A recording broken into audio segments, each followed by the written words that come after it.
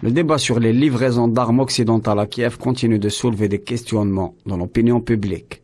Les propos de la chef de la diplomatie allemande qui a déclaré « Nous sommes en guerre contre la Russie » ont d'ailleurs défrayé la chronique et suscité une discorde profonde dans la coalition au pouvoir à Berlin et dans l'opinion publique allemande. D'ailleurs, les Allemands, après de grandes tergiversations et des divisions sur la question, ont décidé de livrer des chars d'assaut Léopard 2 et d'autoriser les pays européens qui les détiennent à en fournir à Kiev.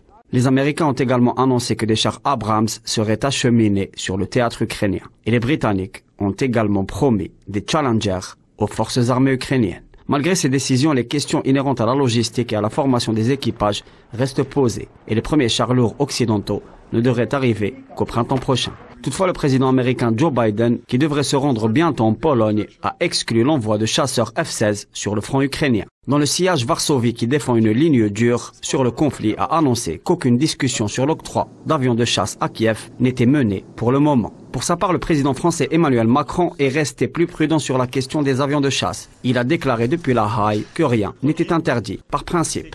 Macron a toutefois émis des conditions pour ce faire, alors que Paris se prépare à envoyer plus de canons César sur le front ukrainien. Pour rappel, le chef d'état-major ukrainien, le général Zaloujny, a, à l'occasion d'une interview accordée à la revue The Economist, demandé explicitement aux alliés occidentaux de fournir des centaines de chars lourds, mais également des avions de chasse, des missiles longue portée et de l'artillerie. Cet entretien, suivi par la visite du président Zelensky à Washington, qui a exprimé que la condition sine qua non pour tenir le front face à l'offensive russe était l'afflux d'armes stratégiques à profusion. Moscou a pour sa part engagé dernièrement le navire de guerre amiral Gorchkov, équipé de missiles hypersoniques, ainsi qu'un train de combat blindé qui devrait arriver sur la ligne de front bientôt.